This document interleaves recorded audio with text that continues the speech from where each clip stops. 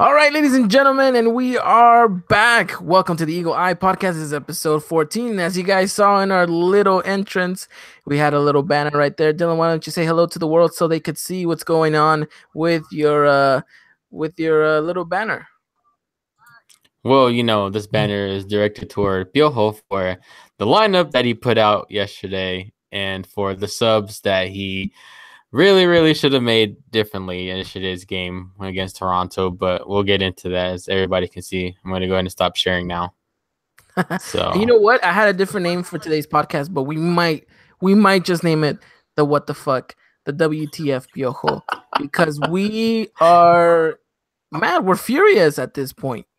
We're furious, of course. Now, this is not my usual introduction. I'm sorry, but I think it's safe to say that most of us, if not all of us, feel the same way. So, welcome back to the Eagle Eye Podcast, everyone. It's episode 14. As always, I'm your host, Ivan. Alongside me, as always, Mr. Dylan Jimenez. Dylan, how are you today?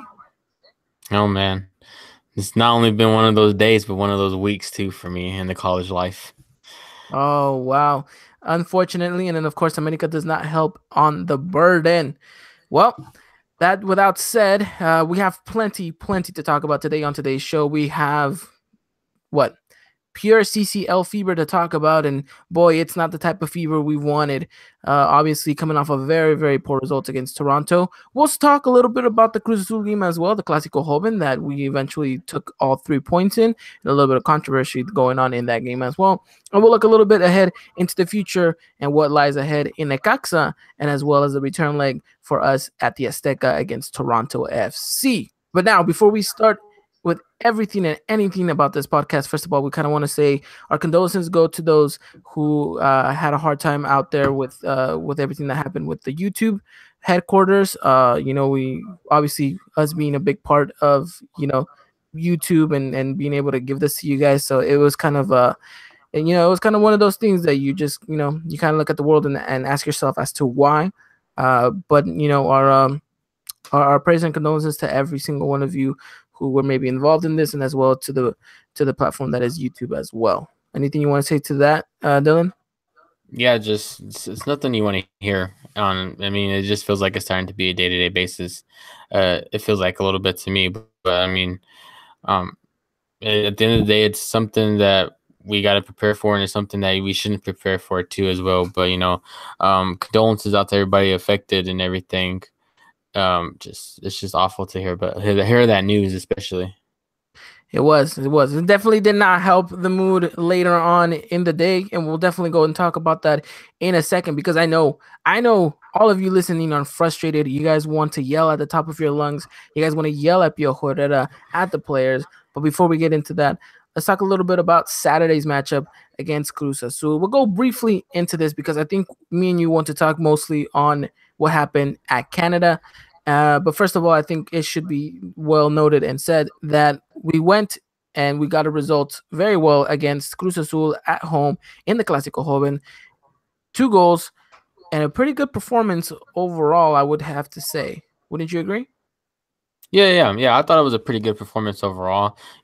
I guess you could say, the start, a little bit, maybe the 10, 15 minutes to begin of the game, not so much. And obviously toward the end of the game too as well. But overall, we've handled ourselves pretty well, responding after that goal too as well. Yeah, I agree with you. I think the only thing that kind of shocked me was the fact that we started all of our starters right away in this matchup. I don't know how you felt, but when I saw the lineup, I was a bit concerned as to why we were not resting some of our key players, knowing that we had to fly all the way to Toronto, knowing that it was not going to be an easy matchup. But I think Piojo opted out for a result at home rather than to secure a couple of legs prior to the Toronto FC match.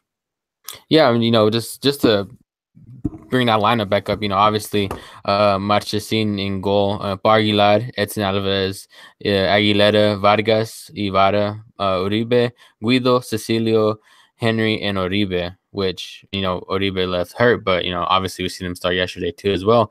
And obviously, this is a pretty strong lineup. This is kind of the lineup that we've been seeing at the beginning of the year too as well. Just a little bit, probably not Cecilio such as much, but still, you got a key game coming up, and Piojo wants to win championships. With America, and one of those is being the CONCACAF champions too. I feel like we got the squad depth, to play in the Liga if we have to rest some of our starters, which is something that we want to do, something that we talked about too. Whenever we talked about the Cruz Azul matchup with Jason, we expected some of the starters to be rested, and one of those was to be rested was Uribe, which I thought he was going to sit out against Cruz Azul. Yeah, I thought Mateus was definitely gonna get himself a rest. I wouldn't have also been surprised if maybe Guido get a rest too. Mhm. Renato, I was expecting maybe even Oriol Peralta, but it didn't come down that way, and probably for the better part too, because I think if we would have not had some of those starters, maybe things would have been different against Cruz Azul. Obviously, we go down pretty fast in that game. It looked like the defense was a little bit, wonky. It looked like not everyone was, cemented in the right place. And even prior to that goal, Cruz Azul had another good opportunity that their striker heads kind of wide. So it looked like it was a little shaky for us, but I think overall the team buckled down and they got the result and they got the goals. Obviously, let's talk about the goal that kind of turned everything around, which was the Mateus Uribe goal. So. I mean, what can we say about him? He's had a wonderful, wonderful season so far for us. Just give me your reactions, your emotions when Mateus Uribe scores. Dylan? Oh, it looks like we have a little bit of a technical difficulty here. But I guess I'll just pick up where my question finished off. So Mateus Uribe scores that rocket of a shot, and you really you start feeling a little bit of that happiness that yes, we're coming back. We're definitely going to get back into this game. But I think prior to that, you kind of had the question, and you were kind of in the regard saying, well, how is it that we're going to perform against Toronto if we're going up against Cruz Azul, who maybe isn't the best Cruz Azul in recent times, but still they are Cruz Azul, um, you know. And I think once Mateus Uribe kind of puts that ball into the back of the net, you kind of see the team kind of rebound. You kind of see the team start taking more of effect in the pitch, and you kind of see them growing and really becoming a much better side. So ultimately, I think that goal leads forward and kind of pushes the team to go and find that second goal, because I think the ball was being moved a little bit better. The team was actually shaping a little bit better, and I think overall that was what helped the team progress and get into the second goal. So I think we have Dylan back. Dylan, are you back with us? I am back. Guys, I'm just gonna announce my retirement now, since I always have the difficulties of this podcast. So this is the end of me, guys. So I'm gonna go ahead and get off now. Dylan, always with the technical difficulty. The funny thing is, we were talking about this before coming on the show. The positives and the negatives of technology, and I told Dylan that it looked like whenever we have discussions about technology on the show, it always seems to be a negative because we usually always have a technical difficulty. So that's a bit of a bummer right there. But yeah, it is what it is, man. Don't worry about it. Don't worry about it. The cool thing about it is the people that are listening to us on the go can't really see that all this going down. Yeah, that's true too. So I'm back. So I'm not really ready to retire. I'm in this for the long run. All right, Mr. Dillon signed a 10-year deal with us, and he will commit to that. No buyout clause, so he will be here. He will be here. So, kind of where I left off, and where you kind of just maybe quote unquote rudely left. So America gets the goal, and you kind of see kind of a rebound, start, and I think the fact that Mateus Uribe scores that goal, it leads automatically to that second, because I feel the team's starting to move the ball more. It's starting to link up better. The confidence is back. Yeah, no doubt, dude. I think what really got us concerned was the back line a little bit. Because I've already said, Cruz Azul had a chance early on within the opening 5 minutes too, because the Cruz Azul didn't get their goal until about the 6th, 7th minute of the game too, and so you see the back line struggle a little bit too. But like if we get that rebound, we're creating the chances. We also obviously we have Renato creating those chances. You're seeing the likes of Henry. Oribe and Cecilio too. So, you're going to see those chances created. You're going to see Cruz Azul defense, get a little frustrated too, trying to trying to mark these players too as well, and we're lucky enough to get that rebound too as well.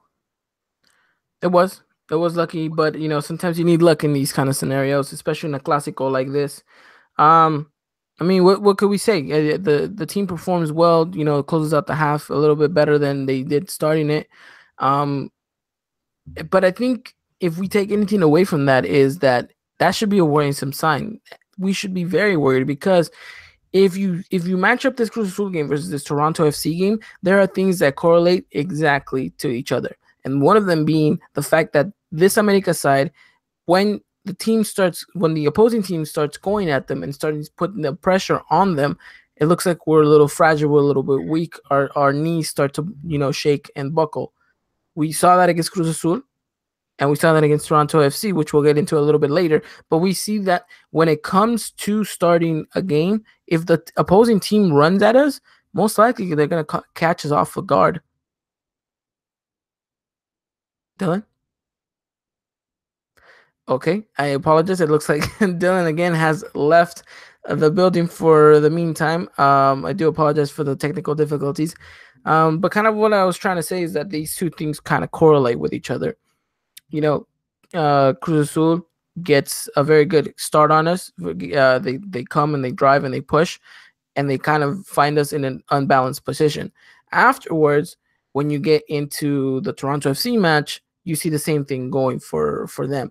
They come at us. We kind of buckle down, and it doesn't really work for us. We're kind of all over the place. We haven't cemented ourselves the way we wanted to, which is a worrisome thing because if this is how other teams can just come in and kind of get an early goal, then we need to put a stop on it right away. We cannot allow something so easy, so basic, really. I mean, at that stage, at that level, you should be ready and prepared from the get-go.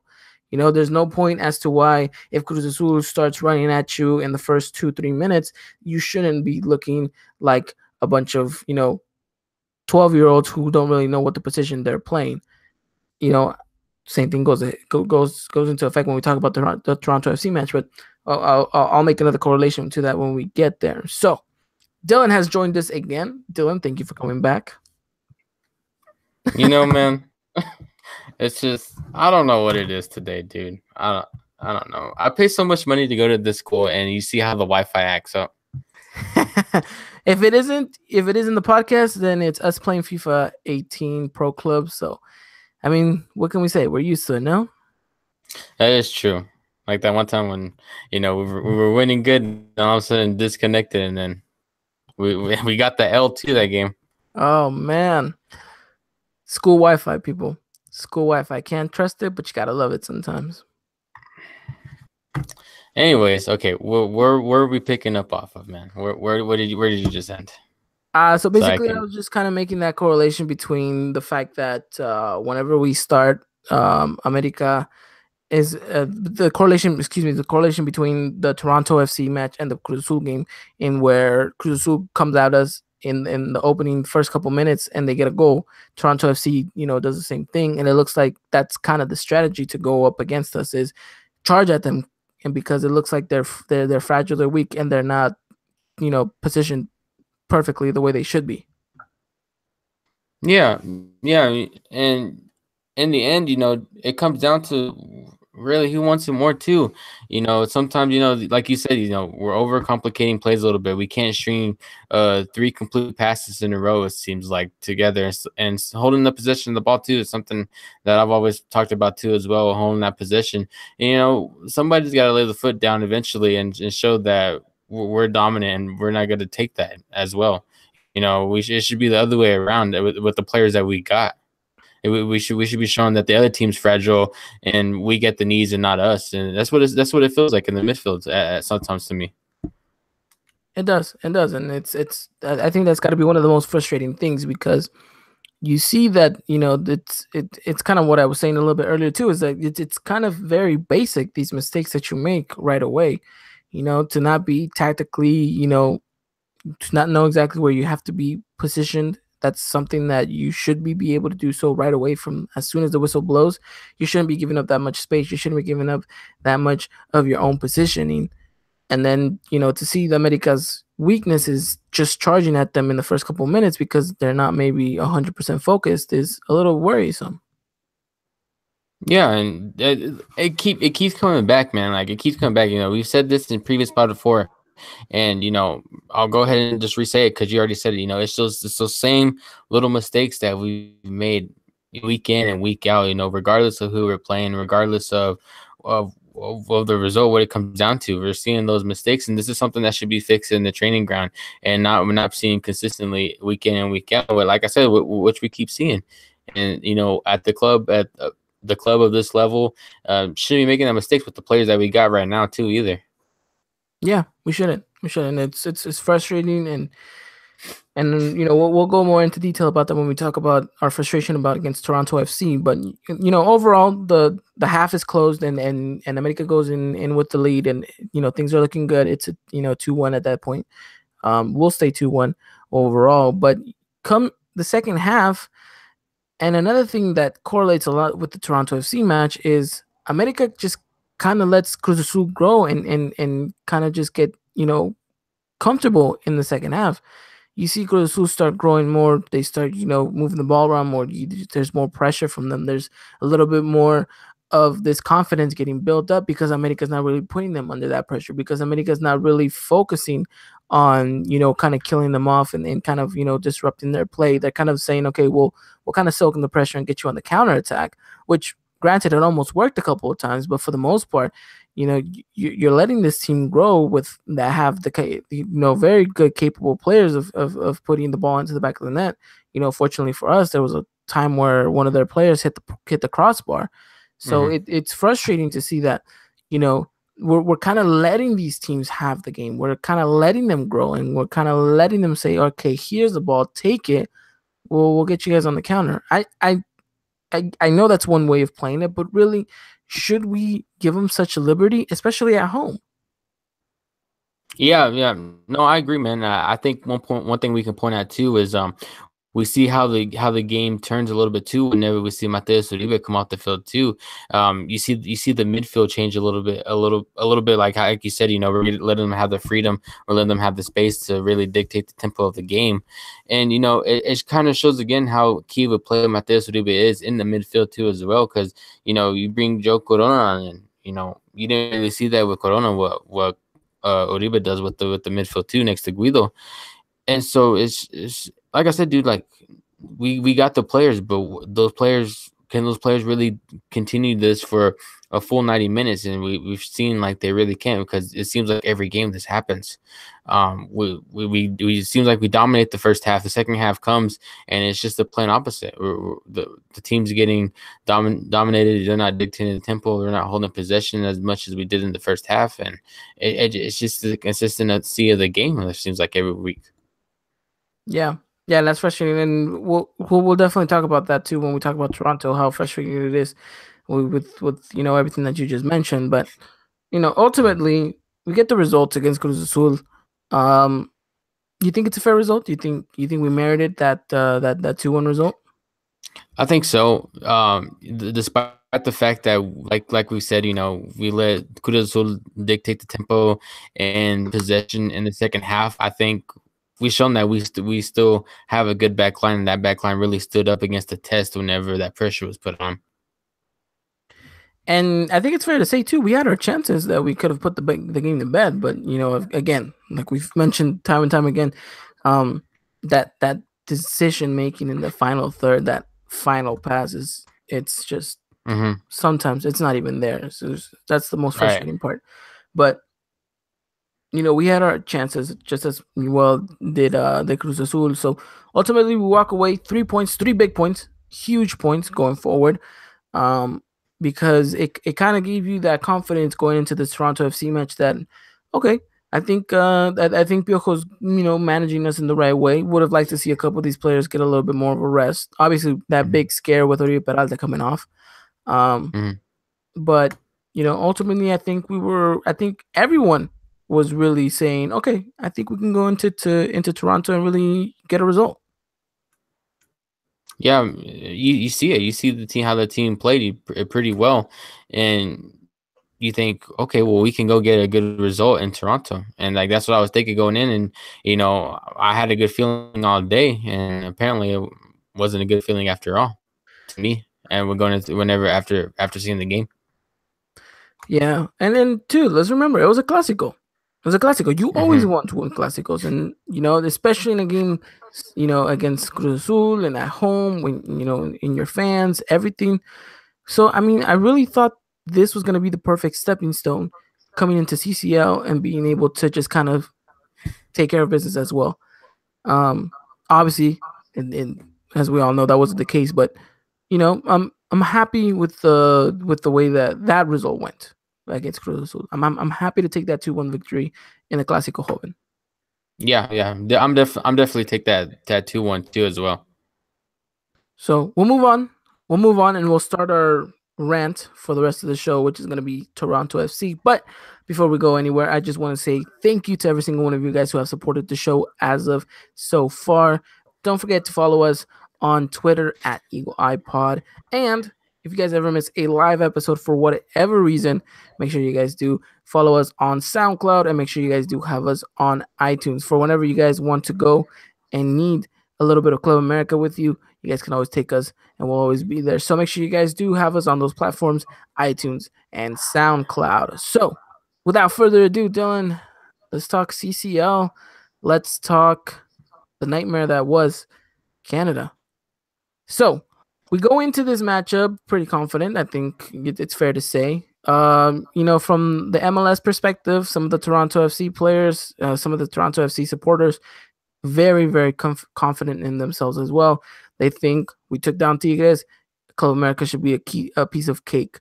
And unfortunately for us, we played on to what they were expecting. So it is what it is, unfortunately.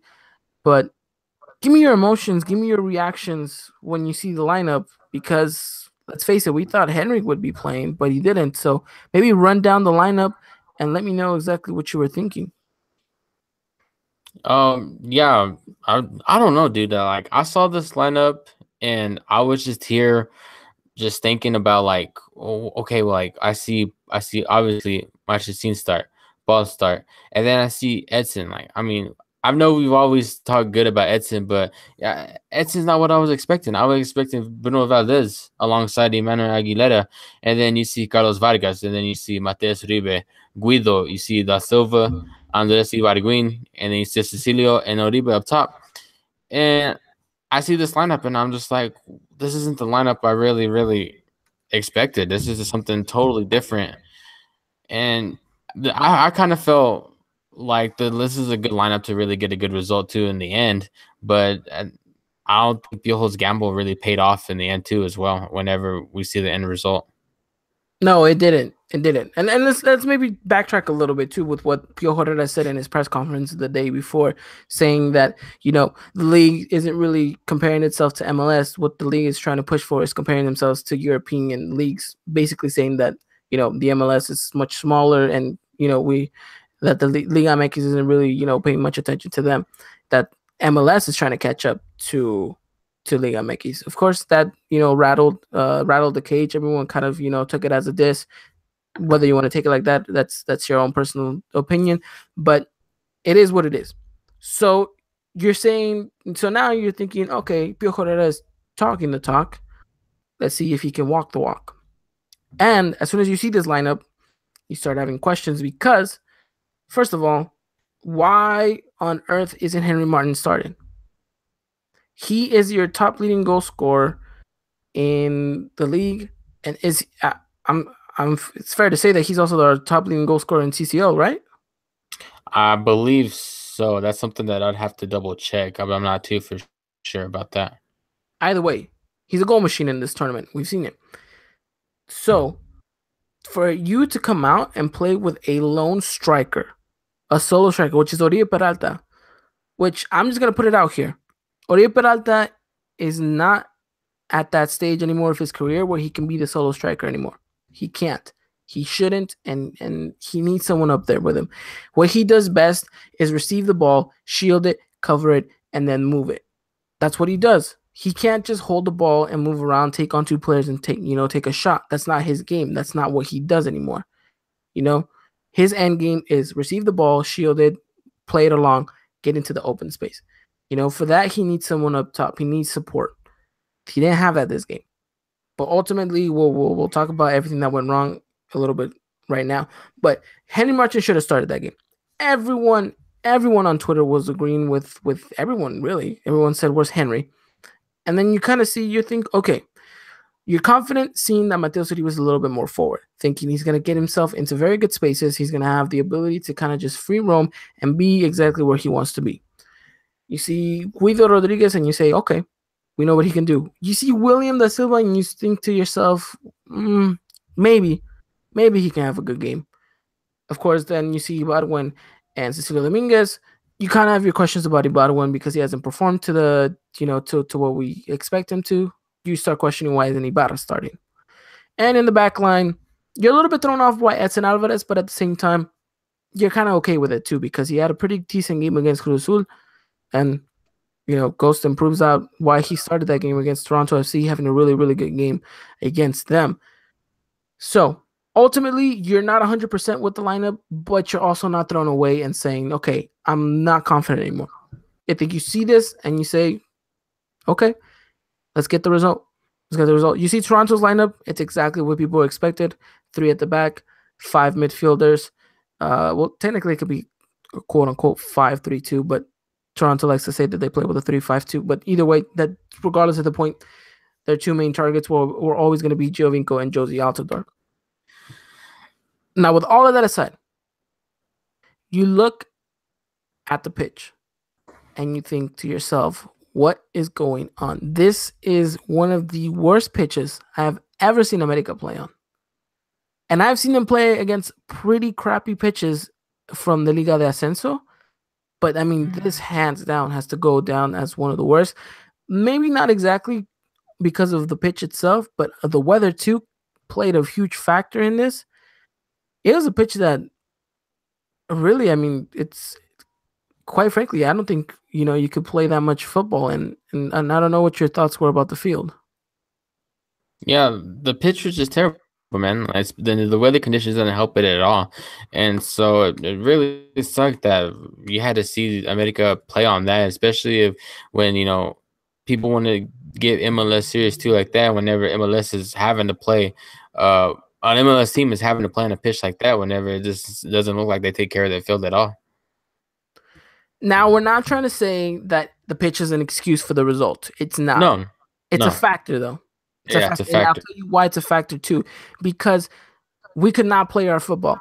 We saw so many times trying to control that ball. It would bounce. It would just go everywhere. The ball would slide. You saw people lose their footing so easily. Even the Toronto FC players were giving away premature balls because of the weather conditions and the pitch conditions as well. It's not an excuse. It is definitely a factor. That's pretty much it. We're not going to go more into detail than that. But I think if you kind of put everything together, you could see why this America team would struggle. But you would not have expected the result that you got from the team, because it's one thing to lose 2-1 or 3-1 and see the team fighting and and see that there's courage, that there's heart, that there's so many chances that we created, unfortunately, because of the weather or the pitch, that we weren't able to do anything about it. But that wasn't the case. That was not the case. We lose this game 3-1 because we couldn't hold on to the result, because we couldn't go find the result. And I think that's the most frustrating part, because the tactics were just completely wrong in this matchup. And I think this goes down and should go down to Piojo Herrera. Yeah, no, I agree. I feel like whenever I see the game being played out, because obviously Ivan, that I couldn't catch the first half because my streaming service was not working whenever I was going off to do stuff. I did catch the second half, but you don't see Carlos Vargas in the game. It seems like he's non-existent. You see Paul Aguilar, it seems like he's all over the field, and that doesn't really seem to work out either. And it seems like the center backs are pushed up way more than they need to be. And I just feel like Piojo Herrera didn't respect Josie Altidore or Giovinco either. And obviously, whenever you see the second goal that Josie Altidore scored. Maybe it was a bad mistake in the back line or anything, but like just things like that, man. I mean, like I just feel like Piojo wasn't out there showing the respect that this team needed. I mean, regardless of how you look at the MLS, regardless of anything, this is the best team in MLS history that won the treble. And so you gotta give them that respect too as well. And I don't think Piojo really gave them that. Yeah, I think he was trying to be a little bit smart, trying to maybe play a little bit a high line because he knows that these two players like to run a lot. The fact that Giovinco and Josie Altidore kind of like to, you know, be a little bit quick on their feet and trying to catch them off on the offside trap, obviously did not work whatsoever. One time, I don't recall a time where Giovinco was offside or Josie was offside. Um, they obviously knew what the game plan was. They read it right away and they adapted to it. They adapted to it very well, and we couldn't adapt to their adaptation, if that makes any sense. But it was frustrating. So now let's go into detail. Let's talk about the first goal because the first goal is very conditional to the match. It's right off. You see America trying to touch the ball, trying to get their feet planted. It looks like it's going to be a messy game. You already know it. You already see it because of all of what we talked about, the pitch, the weather, all of that. And on top of that, you add the fact that the referee gives away I want to say a little bogus of a penalty. I know you've seen it. I know you've seen the replays, and everyone's talked about it on Twitter. For me personally, it's not a penalty either. For I want to say most of the people watching, it was not a penalty either. Regardless, referee gives it. Edson is so unfortunate to concede that penalty, and because of that, Jovinko's goes up to the spot, takes it, and we're down a goal already right away. But before that, the same thing that I was talking to you about in the Cruz Azul match, Toronto was doing that. Toronto was going and taking the game at America, and we kind of didn't know how to cope with this. We kind of were a little bit thrown off, not just because of the weather, not just because of the pitch, but because of how Toronto FC were kind of just going at us. But we shouldn't have been so surprised. I think we should have anticipated this because one, they're the home team. Two, they want to take the most advantage that they can before they get to the Azteca. And three, I mean, it's just kind of plain simple soccer knowledge that the home team is going to come at you. Better be ready. So I mean, before the penalty, you kind of see that this Toronto FC is a dangerous team, and we're just leaving spaces open, ridiculously spaces open. And I'm glad you mentioned Carlos Vargas because he was one of those sides that he just looked like was non-existent in the matchup, and so many balls went through there, so many link-ups play went through that side of the pitch that it was just so frustrating to see because again, we were opening all this space. We looked like we had barely no midfield. It was like, what's going on? And then, of course, because of that, Jovinko starts the pressure, and it's an Alvarez, slides in good and clean, but the referee gives away the penalty. So, we go down 1-0 down. I know you weren't seeing this, but I mean, did you hear about this or did you find out about this in any way? Yeah, I found out about this, and I still haven't seen it yet. I still haven't seen whenever the penalty was called, but from what I was reading, it either said no penalty or it was really really soft, which at this point when you're saying two is it's not a penalty, I need to go back and look at that really to get more of my word about that. But I mean, yeah, I mean it's just unfortunate for Edson too after having such a good game against Cruz Azul and him having a good game too against Toronto and kind of going back a little bit what you said, it just felt like the whole game, now that you're saying about the first half and the second half, our whole left side was exposed, and it came down to really, really me. It feels like to me that I'm coming back and it's biting me in the butt that I've had this full confidence in Carlos Vargas, and Carlos Vargas had like 4 good games at the left back position. Now he's not doing nothing at the left back position. It's coming to the fact, which I wish Miguel Zamudio would have stayed. It might have not been the best of options, but he would have got that job done. Yeah, regardless, I think. Yeah. And I think at this point of the season, you kind of look at America and it's a no-brainer. You know where the weakness is. You know where you have to attack if you're the opposing team. It's that left-hand side. It's that left-hand side. And as much as you want to put there Carlos Vargas, as much as you want to try to put William Silva there, they're not natural left backs. We can try to put Aldo Cruz there, but let's face it, the guy's canterano, the guy's new at this. I'm not saying he sucks. I'm just saying he needs more time to develop and become a little bit more, acquainted with the position and what's going to be asked of him. He's still a rookie. Mhm. He's still gonna make those rookie mistakes. We need someone a little bit more mature, someone that's well cemented into that position. We don't have that at this point. You know, we don't have that. Carlos Vargas, for as much as we want to talk about why it is that Pio Herrera keeps playing him week in and week out after some pretty shocking performances, I would have imagined after Trophies beat him in that header in the Clásico, I would have thought that was the end of Carlos Vargas at left back for a while, but it wasn't. And we see this going on. It's a consistent thing. And hopefully, I pray that when we come and meet up against Toronto in the Azteca, Pio Herrera is either putting in Aldo Cruz or he's found a solution to this left back position, because I don't know if I could take another Carlos Vargas mistake, because I think it's going to cost us. Yeah, and regardless of like how, like I said, like how much we vouched for him too, man. It's time for it to end. He's got to know now, dude. And I'm sure Carlos Vargas knows that he doesn't have these good games, and he probably questions himself, why am I still starting in this left back position when when he can see that I'm not acquainted to this position. Bill's got to figure it out, man, and he's got to figure out soon if whenever for the second leg and for the rest of the season too as well. And you know what? This is maybe something a little bit in on the crazy realm, but I would not be surprised. Would not be surprised whatsoever if he moves Paulo Aguilar to the left and makes Edson Alvarez play on the right for Toronto. That's a good possibility too. That I've never really thought about that, but now that you bring it up, I could see that happening too as well. Which, I mean, what other options do we really have? Besides maybe Aldo Cruz. I mean, but like you said, he's barely coming up. He's still a rookie. He hasn't really got that much playing experience. He barely made his debut in the Liga last year, right, against Cruz Azul. Correct me if I'm wrong, but I think it was in Cruz Azul in the Liga. And so, you don't really see him that much, I'm not saying that he's bad. I mean, he said that too already. I'm not saying that he's bad, but I really haven't seen him that much to really give him a straight start. No, yeah. I mean, it's exactly what you're saying. So I hope for Piojo's sake he knows what he's doing and he's ready for this Toronto FC match coming up on Tuesday.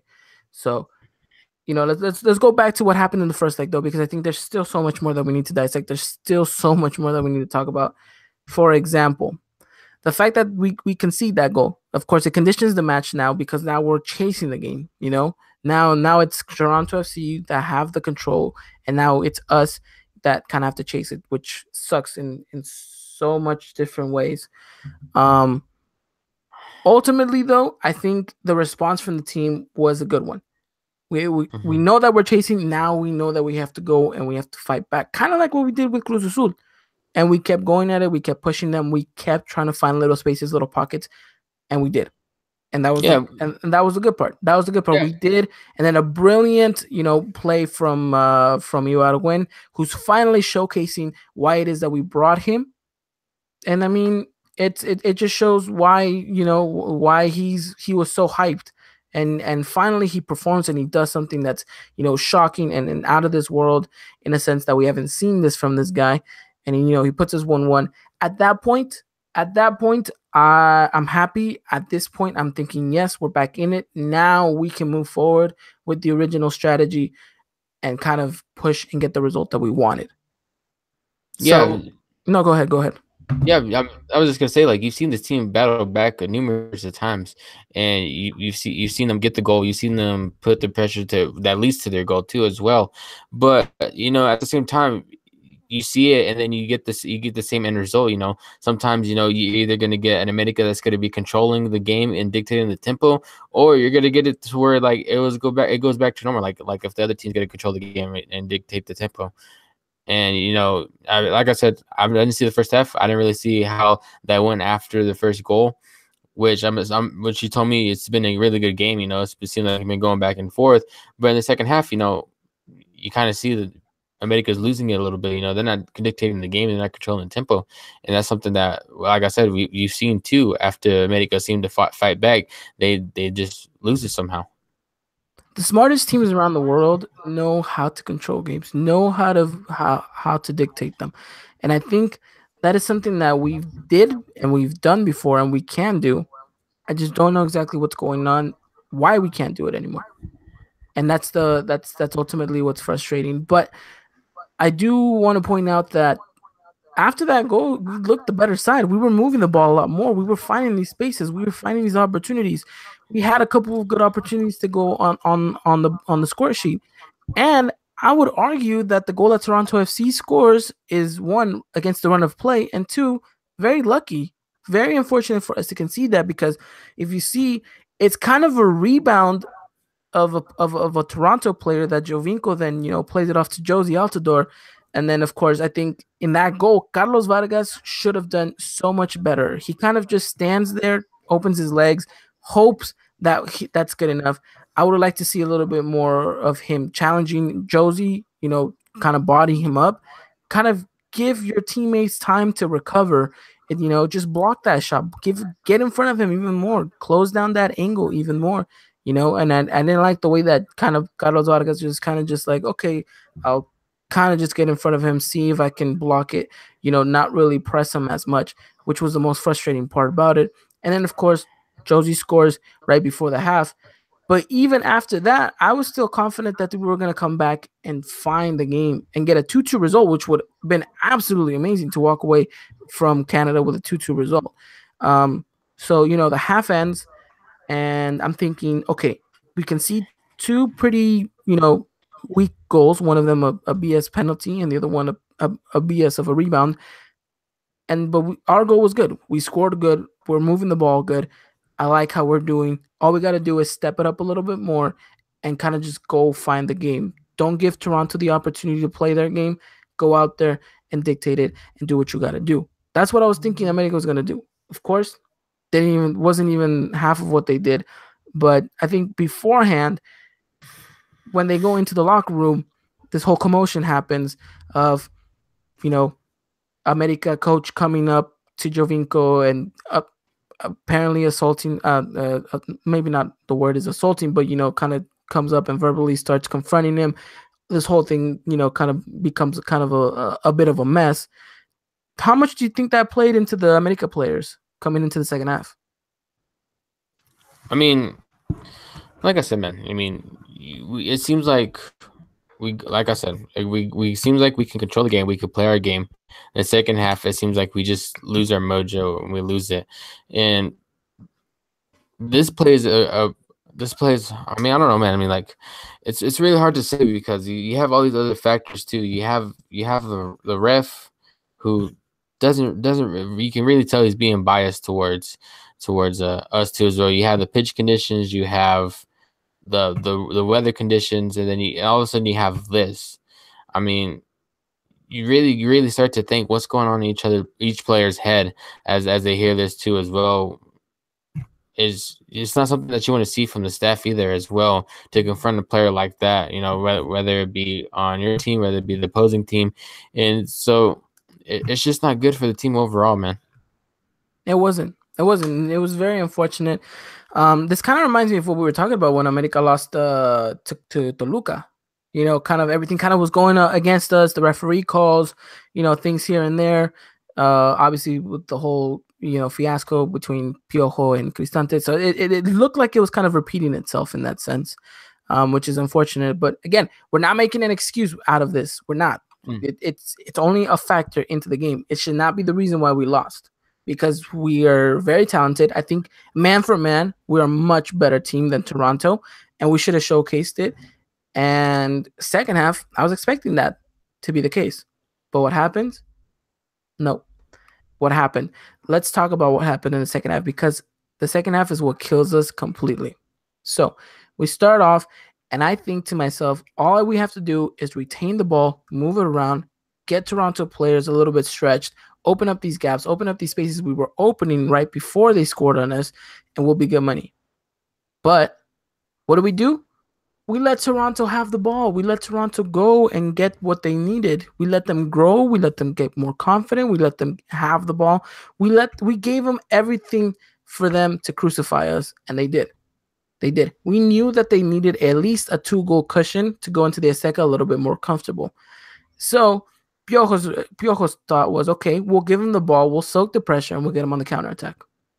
But as we know, that didn't work at all. It did not work at all. And Toronto FC was running circles around us. So frustrating to see on the pitch. You were covering this game for the second half for the Twitter page. What was your emotions? What was your reaction seeing the pretty poor start from our team? Man, I mean, just it's very frustrating, dude. I mean, I think if I just really like how the team came out and started to perform either as well. I think one player that stood out for me, not even for Medica, for Toronto side, was Michael Bradley. Michael Bradley seemed to me that he was all over the midfield. I see him dispossessing players, a few interceptions here and there, and so you see those key factors, something that Michael Bradley's doing that you want to see Guido doing, and I wouldn't say nobody had a good second half, dude. And the whole team didn't have a good second half. Piojo didn't have a good second half. The club itself didn't have a good second half. The beach player that was representing us didn't have a good second half. And it's frustrating to see that those factors come into play too as well, that kept us from performing at our 100%, our best, that we know these players can play. Because like you said, we have the talent. We have the players that can go out and perform. And we have the players that are better than Toronto, but did we go ahead and do that? No, we didn't. And it comes down to also Piojo, like you said, adapting to these conditions, not just what Toronto's doing tactically, but whether it comes to the pitch, whether it comes to the weather, and obviously you can't control that, but there are some ways to adapt to it too as well, and that's something that Piojo didn't do, whether it be tactically, whether it be substitution wise. It's something Piojo didn't do, and it's something we've talked about time and time again. And it just seems like it's a never-ending cycle to this point.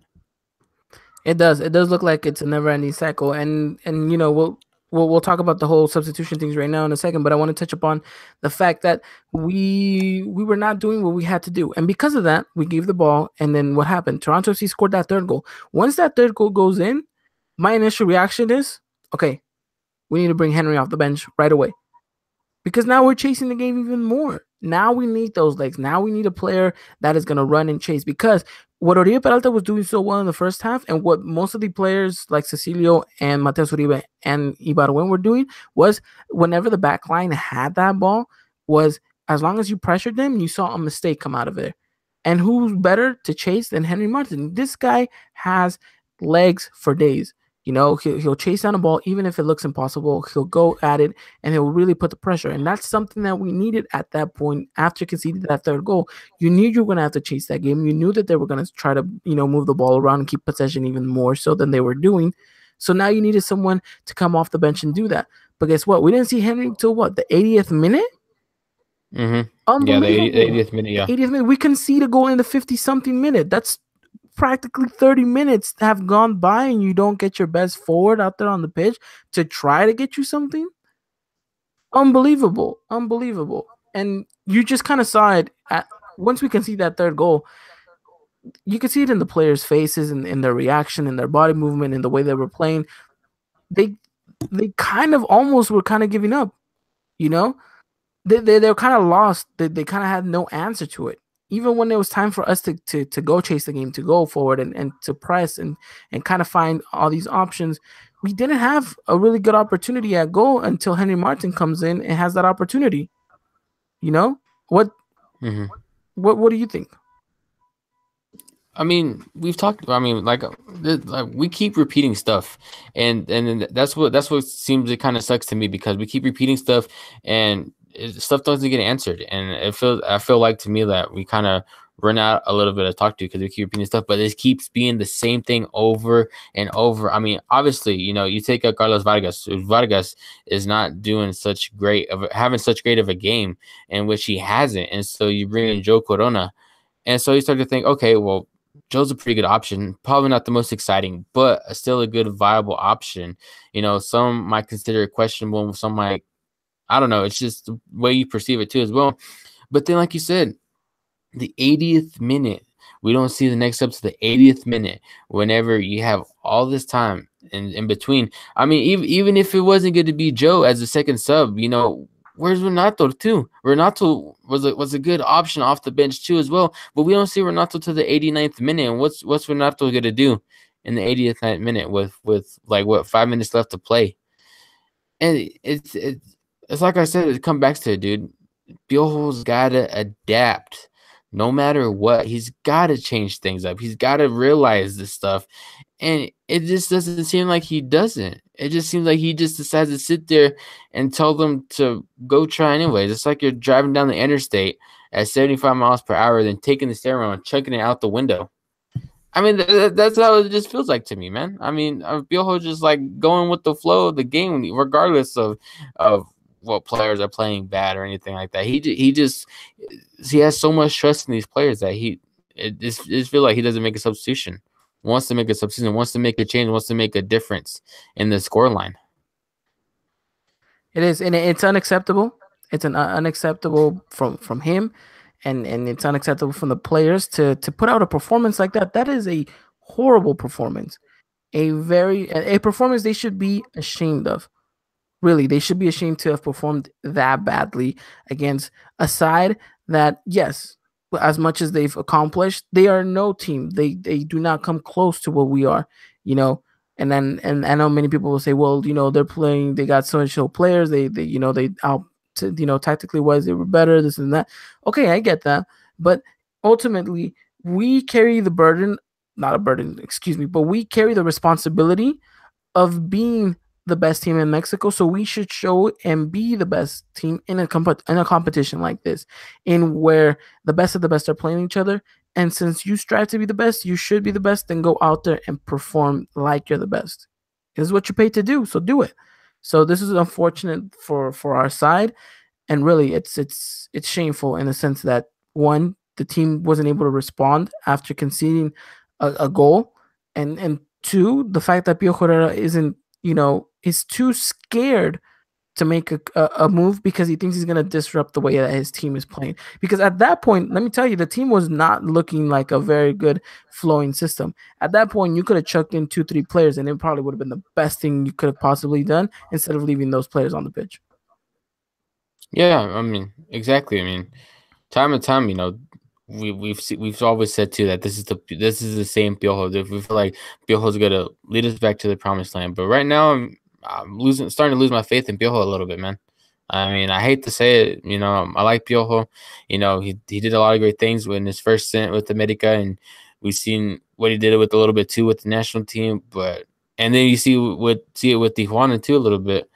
But I mean, now he came back and it seems like it's going good, but just the same things keep repeating, and it's starting to lose my faith a little bit in him. Yep, that as most Americanistas are at this point. But I don't think it's time for us to think about getting rid of him just yet. I think it's time for us to maybe put the pressure on him and kind of be like, "Yo, you got to do better than this. You're the chosen one to you know push us forward. Do so. Show us. You know." So hopefully that he can do so, and then of course the game ends. It's 3-1.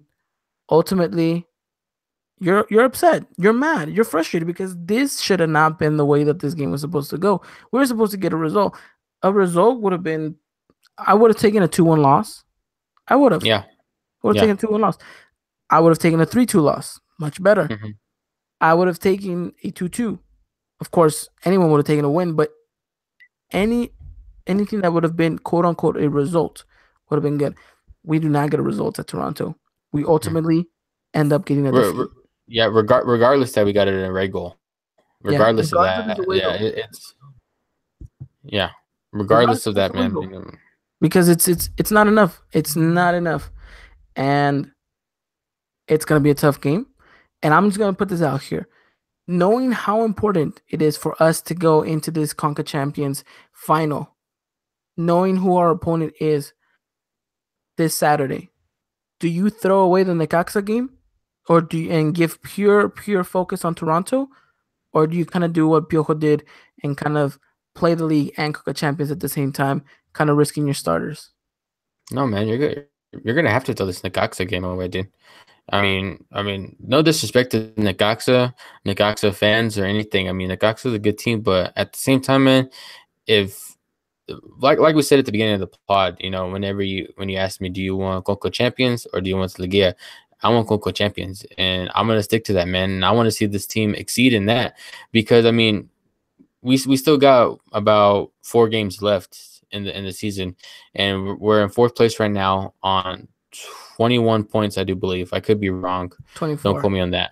24. Okay, yeah, that's what I thought. 24 is my next guess, but I mean, we still got uh, a little bit of time. Some things might have to factor out a little bit too as well. But at this point, man, you're gonna have to throw that game away if you really want to make it to that final.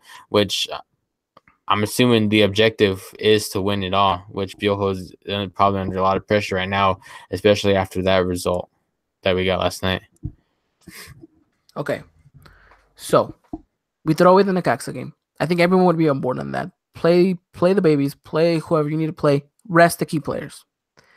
And this is kind of an address to the team, kind of an address to the squad, to kind of address to Piojo, everything. Tuesday, you walk out there into the Estadio Azteca and you die on the pitch to get the results. Because guess what? This is not new to us. For every single one of those MLS people saying, "Oh, we got the result," blah blah blah blah blah. America's no easy team. America's not even that good. Blah blah blah. MLS is gonna take it. No, let's put a halt to that. Let's put a stop to that. No more. All right. Toronto FC, yeah, they had their good game at home with terrible conditions. Blah blah blah blah. Now it's our turn to use our home advantage. The Azteca is gonna be no easy place for them.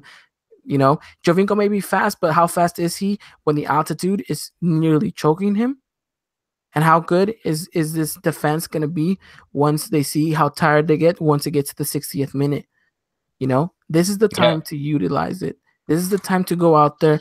And I'm not talking about an easy comeback. I'm not talking about America going out there and winning 2-0 or maybe possibly winning 3-1, taking this to extra time. No, I want this team to go out there and not score 1, not 2, not 3, not 4, but 5, 6 goals. Showcase, show them. I want to literally embarrass this Toronto FC side once they come to the Azteca and showcase to the world how good of a team we are, regardless of who's in front of us, because that's who we are and that's how we should be. This is the team, that badge, that symbolizes greatness. And we need to go out there and we need to prove that greatness. So come Tuesday, Piojo needs to line up every single one of those players, needs to line up every single one.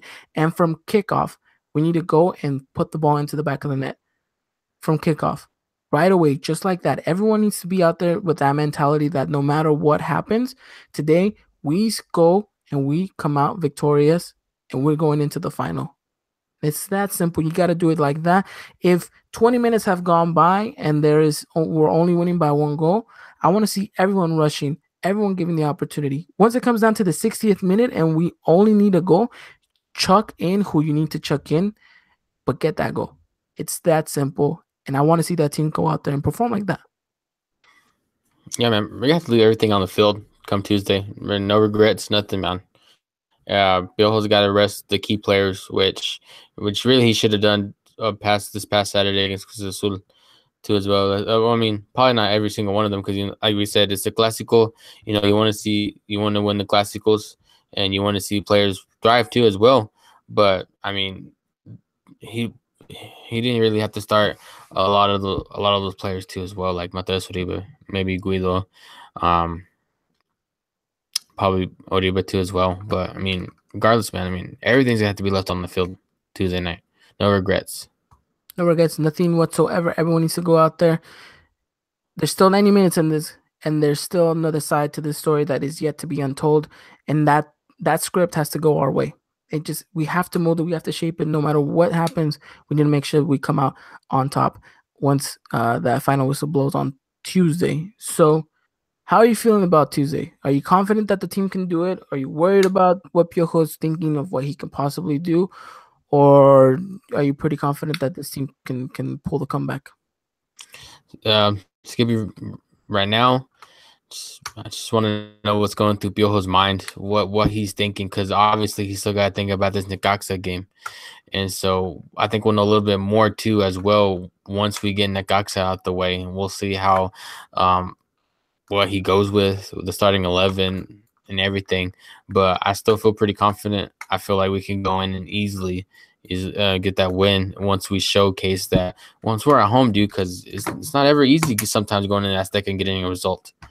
And like you said, out some altitude will play a factor. Yeah, just the crowd. Maybe there's players like that have never experienced in a crowd like that before. But that the Toronto players are going to get their second win early. It's not going to come in the second half. If it does, it's going to be like within the first 5-10 minutes of the second half. But it's not going to be easy for them. But we'll see how it goes for us too as well.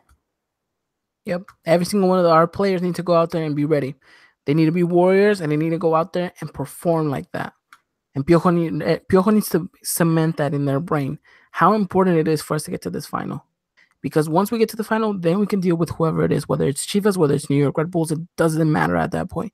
What matters is getting past this Toronto FC side and getting through and kind of, because right now we're the ridicule. We're the ridicule of the football world in North America. You know, everyone's kind of lolling at us because of what Toronto FC did. And all these MLS experts and all these MLS people, they're getting a little bit cocky. They're thinking, oh, this is what we did to Club America. Look what we did to Tigres at their home. Imagine what we're gonna do to them. Like, no, this has to be this. We need to put a stop on this. And Tuesday is the moment to do so. And the team as a whole needs to go out there and showcase exactly what they can do and why we're favorites to winning this tournament. I agree, man. 100% agree. So we'll be talking about this. We'll be back before the Toronto game or after the Toronto game? I have to check my planner. I can't remember off the top of my head. Well, we'll let you guys know, and if we'll get our preview going no matter what. We'll get something going for the Toronto FC match. But if you have to pick right now, do we make the comeback? Yes or no? What's your answer? We make the comeback, dude. We'll make the comeback. No doubt in my mind. Yeah, I'm putting it down to we're making the comeback. It won't be easy, but if we can go out there and showcase how well of a team we are and how hungry we want this, then it's all ours. It's all ours. So I'm putting it down as yes, we're in command of our own destiny at this point, and we need to make sure that we take advantage of it and that we make the comeback. So that's that. That's Toronto. Ultimately, to wrap it up, frustrating on all ends, but hopeful still that this team can get the result. Definitely, yeah. Anything you want to add? No. I mean, just let's go ahead and do it Monday. We'll have a pod Monday. All right, we'll have a pod Monday.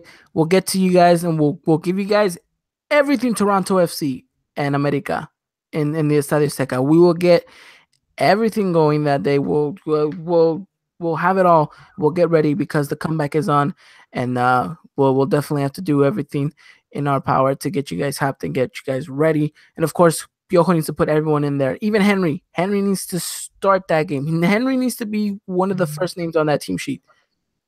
It's that simple. Jeremy Menez is going to be back, but I would like him to come off the bench.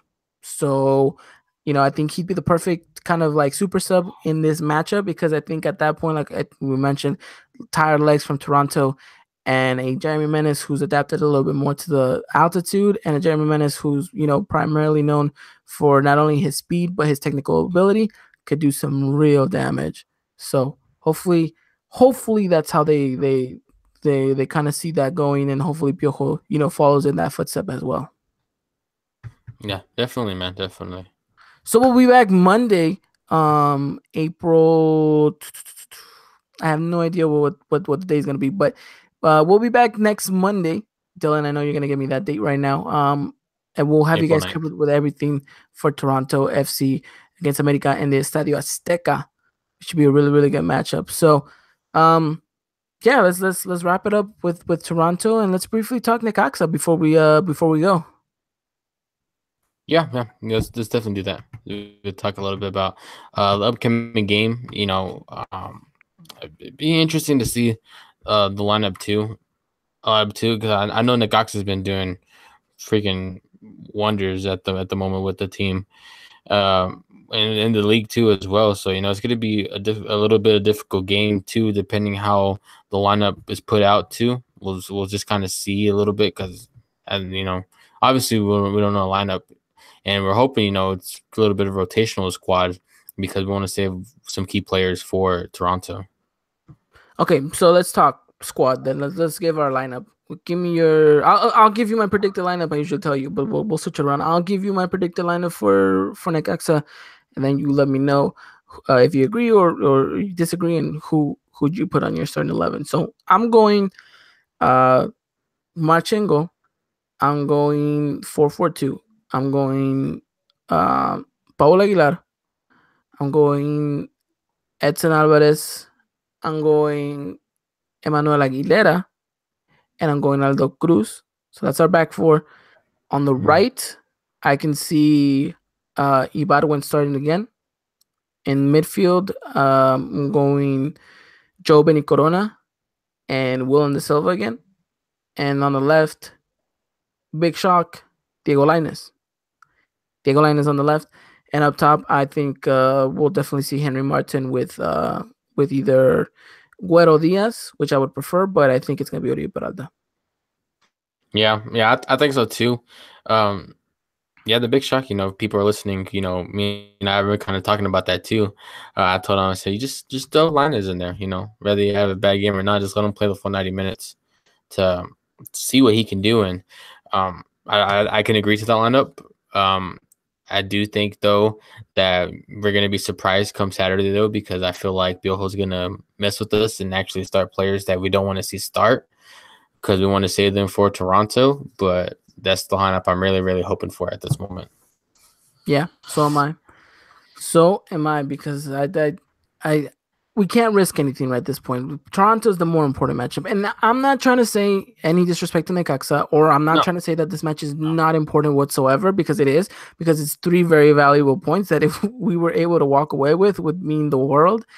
But I think it comes down to priorities. And I think the priority here needs to be Toronto. And if we lose against Necaxa, if we throw it away, then we throw it away. And we walk away with it.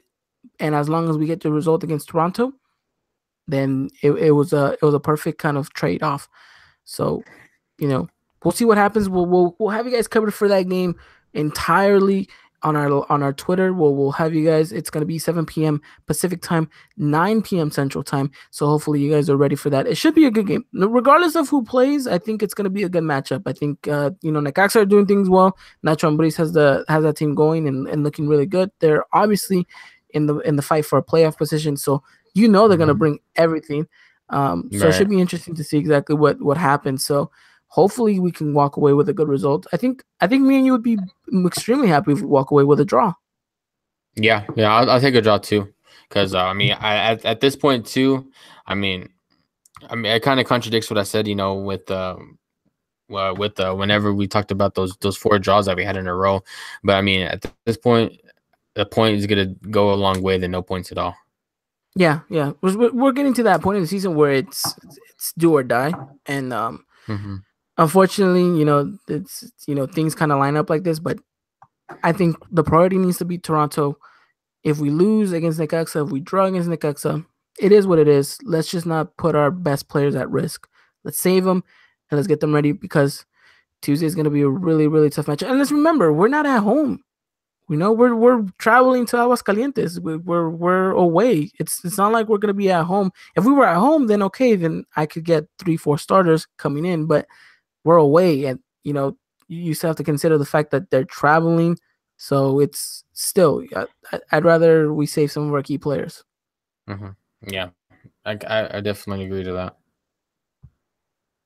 So yeah, and I think they make they make a great point in the group chat, Julian, saying Oribe's getting older, maybe he shouldn't be playing 2 games so consistently, in the sense that the distance of the travel and all that stuff too. It's no disrespect to the player, it is what it is. Everyone eventually grows old, but we need to save him, because I think the best Oribe Peralta is a rested Oribe Peralta. Yeah, it is what it is too. He's our captain, and so I think Biojo expects to start him every game, and I think we could probably expect that for the rest of the season too. Well, we'll have to wait and see, but hopeful for Saturday. Hopeful that we can get something going. Hopeful that we'll see Linus too, but most importantly, hopeful that come Tuesday we'll have a well-rested squad. So, is there anything else you want to add on to the Necaxa game? I know we didn't really give a full preview, but I think it just merits the fact that we're kind of more focused on Toronto. Yeah. No, I mean, just like you said, we're more focused on Toronto. No disrespect to Necaxa fans, anything. We're just putting our priorities different, like you said. So no, I feel like we covered it. Alrighty then. Well, with that said, it's been episode 14, ladies and gentlemen, from the Eagle Eye Podcast headquarters. My name is Ivan. I've been your host. As always, thank you, Dylan, for being the best co host out there and sharing your frustration. Oh man, I mean, need a vacation after that. Tell you that. Well, I think your internet's already putting you there because, of course, all the technical difficulties. We do apologize for that. We'll definitely be working on trying to have less of that happen on the show. But again, thank you for all of you guys who have supported us. Don't forget to follow us on Twitter at Eagle Eye Pod because we're gonna have a giveaway very soon. We're at 180 followers on Twitter. All we need to do is reach 12 more, and we'll be giving away a scarf. Correctly? Yeah, we could definitely do another scarf again too. Scarf giveaway, or we'll talk. I'll talk to my man right here, Dylan, and we'll see what we have for you guys. But make sure you guys do follow us on that, and because you'll automatically be entered if you follow us. So why not? Why not try to win your chances of getting a nice scarf and getting yourself ready for winter, even though we're getting closer to summer. Ultimately, thank you guys for the follows, for the love, for the support, everyone on the group chat. Thank you so much to everyone. Shout out to Christian, shout out to Julian, shout out to everyone who listens to us in the East Coast, New York. I know you're out here. Everyone in Texas out there repping with my boy Dylan. Everyone out here in the Pacific Coast and Central, everywhere in the world. Thank you guys for listening. We do greatly appreciate that. We'll be back next Monday and we'll talk everything Toronto FC and we'll talk everything CCL. And hopefully we can walk away with a smile on our face come Wednesday. So with that said, thank you guys. This is episode 14. Until next time, we'll see you guys very, very soon. And Dylan has a little bit something to say. Dylan, what do you have to say? Bye, friends. Bye, friends. All right. Thank you guys so much. We'll see you guys on the next one. Don't forget to follow us on SoundCloud and iTunes as well. You guys can always have us on the go. And like I said, we'll see you guys very soon. Until next time, take care. Y arriba la América.